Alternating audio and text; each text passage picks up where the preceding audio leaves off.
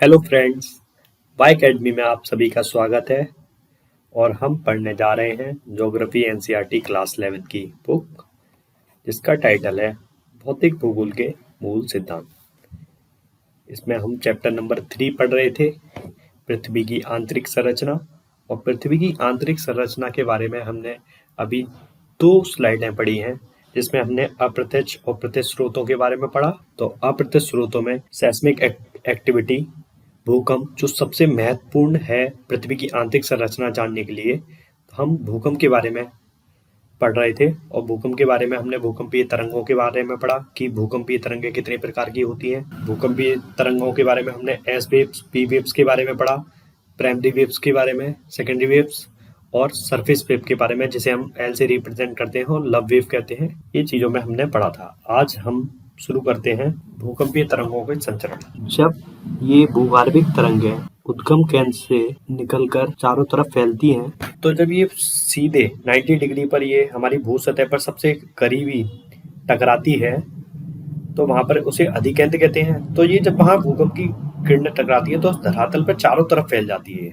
चारों तरफ फैलकर ये क्या करती है, जो वहां पर भूपरिपट्टी पर जो चट्टानों का फॉर्मेशन है उसे तोड़ देती है और इस भूस्थल पर बनी इमारतें ये भी टूटकर गिर जाती हैं और काफी भारी नुकसान भी करती हैं। हमने पी और एस वेव के बारे में लास्ट वीडियो में काफी पढ़ा था कि पी वेव हमारी है वो सॉलिड, लिक्विड, गैस तीनों माध्यमों में संचरण कर सकती है, और पी वेव है वो ध्वनि तरंगों के समान होती है। पी तरंगों की जो दिशा होती है वो तरंग संचरण के समांतर होती है, और इसकी जो संचरण गति होती है वो दिशा में ही पदार्थ पर दबाव डालती है।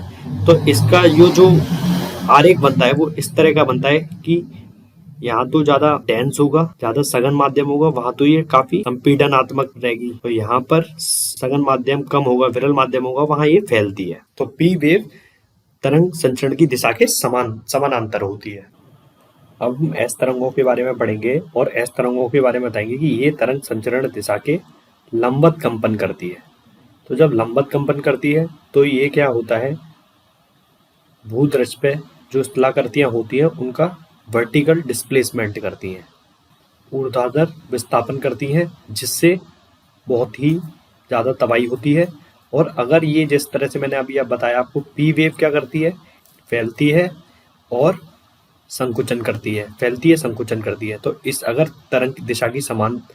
तरंग संचरण की दिशा के समांतर कंपन होते हैं तो ये इस तरह की, इससे तबाही कम होती। लेकिन जो सरफेस वेव है वो सरफेस पे क्या कर रही है, तरंग संचरण की दिशा के लंबवत कंपन कर रही है। इसलिए क्या हो रहा है, ऊर्ध्वाधर विस्थापन हो रहा है और भारी तबाही आ रही है भूकंप के कारण। अब हम पृथ्वी के छाया क्षेत्र के उद्भव के बारे में पढ़ेंगे। Shadow zone of seismic waves, ये होता क्या है, पृथ्वी पर एक ऐसा क्षेत्र है जहां पर भूकंप लेखी द्वारा भूकंपीय तरंगों का अवलोकन नहीं हो पाता है। तो उसी क्षेत्र को हम भूकंपीय तरंगों का छाया क्षेत्र कहते हैं। अब हम आगे देखते हैं कि पी और एस वेव के छाया क्षेत्र दिए गए हैं। इसको, ये हमारा पी तरंग का शैडो जोन है। इसमें हम देखेंगे कि ये हमारा एपीसेंटर है और एपीसेंटर से हमारा क्या हो रहा है, ये तरंगें हमारी चारों तरफ संचरण कर रही हैं। अब हमें पी और एस वेव की दोनों की क्वालिटीज पता है कि P wave solid, liquid, gas में संचरण करती हैं और एस तरंग सब सॉलिड्स में। लेकिन होता क्या है, 105 डिग्री तक पी और एस तरंगों की शैडो जोन मिलते हैं। एंटी क्लॉकवाइज और क्लॉकवाइज देखेंगे हम इसमें। तो 145 डिग्री पर यहाँ पर सब पी वेव का शैडो जोन दिखता है, यहाँ पर एस वेव विलुप्त हो जाती है। तो इससे हमें ये पता चलता है, हमारा एस वेव विलुप्त होने से हमें ये पता चलता है कि हमारा आउटर कोर जो है वो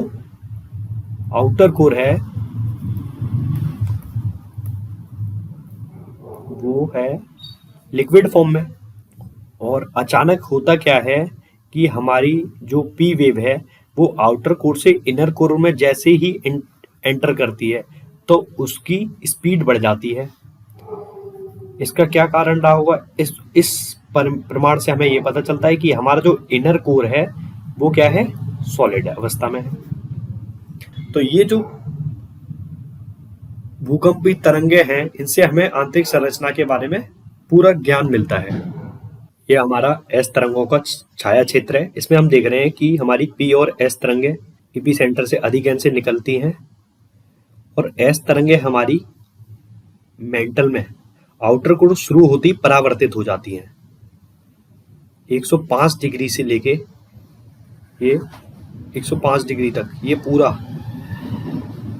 यहां से यहां तक 40 पृथ्वी पर 40% क्षेत्रफल पर ये हमारा एस क्षेत्र का छाया क्षेत्र, एस तरंग का छाया क्षेत्र बनता है।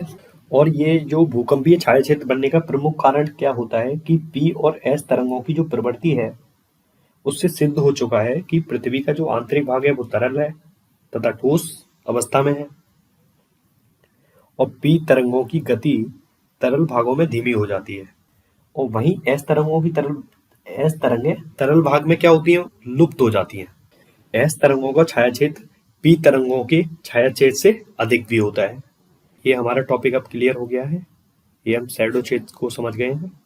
नेक्स्ट स्लाइड पे चलते हैं। अब हम टाइप्स ऑफ अर्थक्वेक के बारे में पढ़ेंगे, भूकंप के प्रकार के बारे में पढ़ेंगे।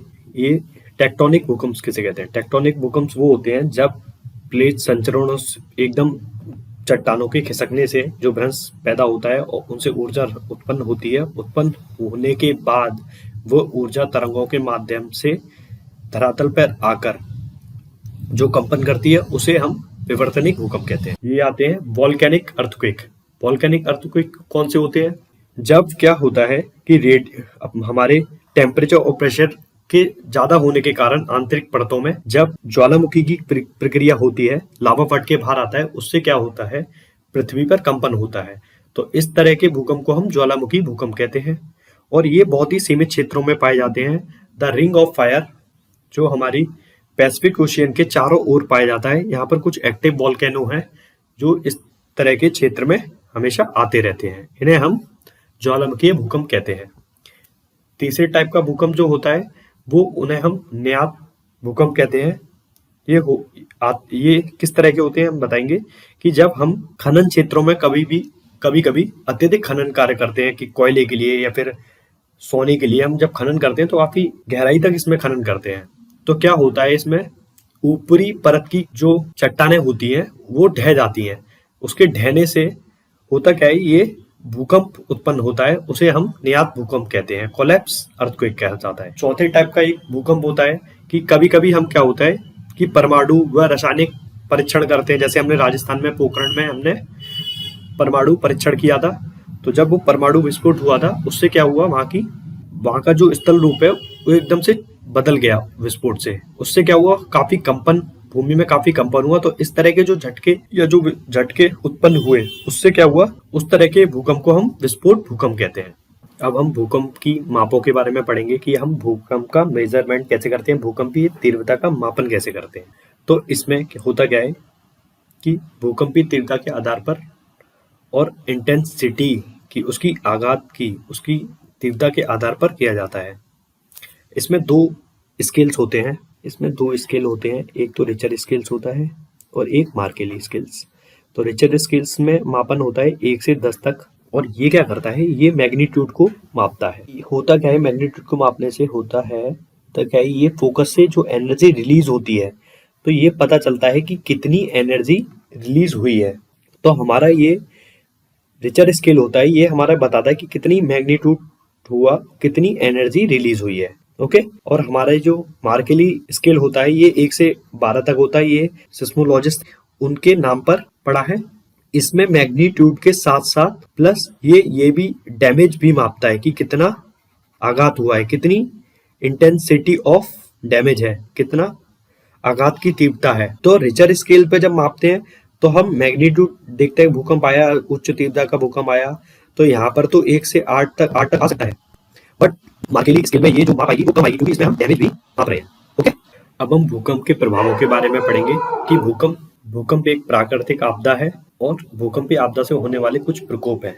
तो इसमें सबसे पहला है शेकिंग ऑफ ग्राउंड, भूमि का हिलना। दूसरा होता है धरातलीय विसंगति। अब हम कोई भी स्ट्रक्चर बनाते हैं वो एक प्लेन में बनाते हैं, जब उस पे बिल्डिंग मटेरियल पे बनाएंगे, कोई स्ट्रक्चर बनाया।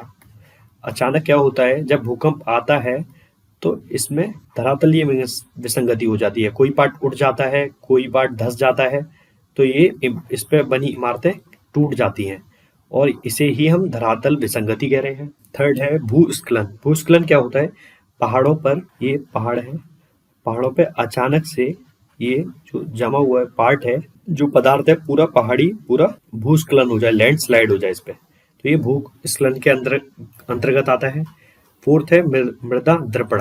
मृदा क्या होता है, बहुत समय से कहीं की मृदा बहुत ही सॉलिड हो गई है, अब उस पे हमने क्या करा, उस पे हमने कुछ बिल्डिंग स्ट्रक्चर बना लिया।